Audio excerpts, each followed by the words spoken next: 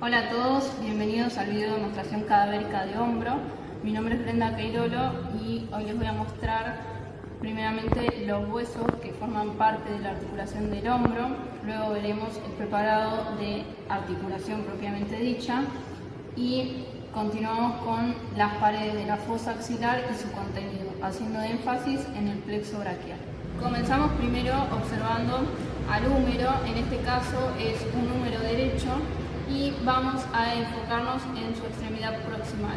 Pero recuerden que tiene una extremidad proximal, una distal y un cuerpo o diáfisis. Y también recuerden que es un hueso largo, ya que predomina su longitud por sobre el espesor y el ancho y presenta un canal medular.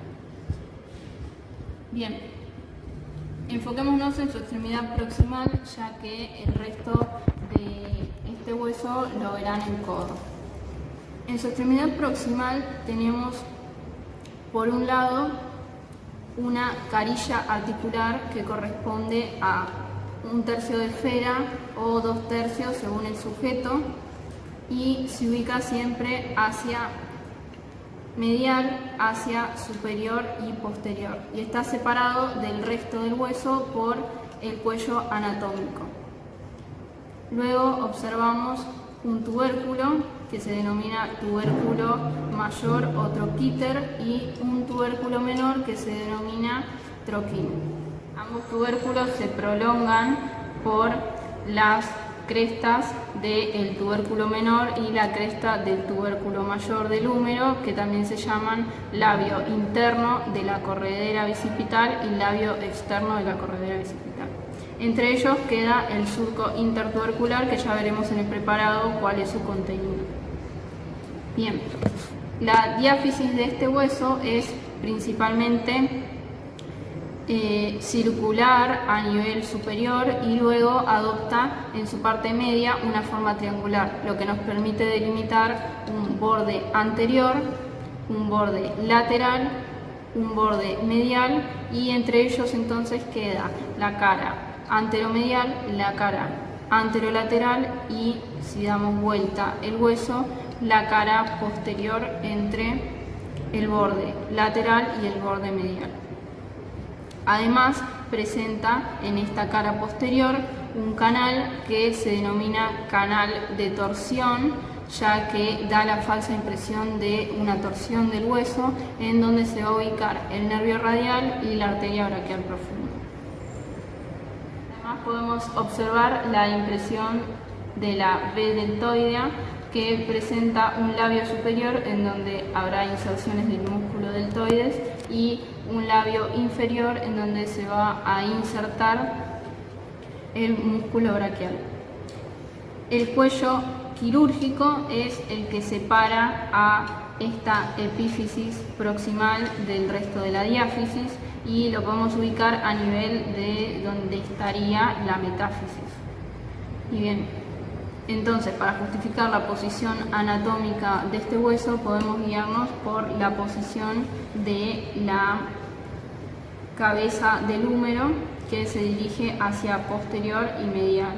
Ahora pasamos a describir a la escápula, que va a articular con el hueso anterior y ya veremos cómo, y también es una escápula derecha, en donde podemos justificar su posición anatómica, ya que hacia lateral presenta la cavidad glenoidea, que va a estar tapizada por el labrum glenoideo y va a generar una mejor concordancia de las superficies articulares, y hacia posterior podemos observar la espina de la escápula.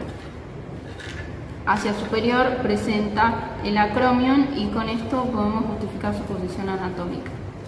Entonces, en este hueso vamos a observar una cara anterior o una cara costal, en donde va a haber crestas que prestan inserción al músculo subescapular, que es justamente denominada la fosa subescapular. Vamos a observar un vértice inferior, un vértice superior y un vértice lateral. Además, observamos un borde lateral, un borde medial y un borde superior. En el borde superior se observan dos accidentes óseos importantes. Por un lado, la escotadura de la escápula, en donde se va a insertar el ligamento transverso superior de la escápula, que es uno de los ligamentos propios de la escápula, y por otro lado observamos a la apófisis coracoides, que presenta una base y un ápice o vértice. Por otro lado, pasamos ahora entonces a la cara posterior. En la cara posterior observamos que está dividida por la espina de la escápula, que se continúa hacia lateral con el acromion y divide a la escápula en un cuarto superior, que presenta la fosa supraespinosa, y 3/4 inferiores, que presentan a la fosa infraespinosa. Entonces, en la fosa supraespinosa se va a encontrar insertado el músculo supraespinoso, y en la fosa infraespinoso el músculo infraespinoso, luego el músculo redondo menor y el músculo redondo mayor más inferiormente. Por otro lado, vamos a observar hacia lateral, en el borde lateral, a la cavidad glenoidea de la escápula, que, como dijimos, como es mucho más pequeña que la cabeza del húmero, para aumentar la congruencia de ambas superficies va a poseer un labrum glenoideo o rodete, que se va a insertar en todo su borde, ampliando así la cavidad. Y presenta un tubérculo infraglenoideo, donde ya veremos que se inserta el músculo tríceps braquial a través de su cabeza larga, y un tubérculo supraglenoideo, en donde se inserta la cabeza larga del músculo bíceps braquial. Pasemos ahora entonces a describir a la clavícula. Bueno, lo que más les cuesta siempre es poner en posición anatómica la clavícula, entonces tenemos que tener en cuenta varias cosas. Por un lado, la clavícula va a tener dos extremidades. La extremidad más abultada en todos sus ejes va a ser entonces la extremidad medial, que forme parte de la articulación externo-costoclavicular. Y la extremidad que es aplanada transversalmente va a ser la extremidad acromial, que es la que va a articular entonces con el acromion de la escápula. Una vez que tenemos en cuenta esto, tenemos que observar sus bordes para saber si es correcta la posición anatómica y si no es del lado contrario. Entonces recuerden que la clavícula tiene forma de S itálica, en donde hacia medial siempre el borde anterior va a ser convexo y hacia lateral el borde anterior va a ser cóncavo. De esta forma entonces ya saben cuál es la posición anatómica de la clavícula.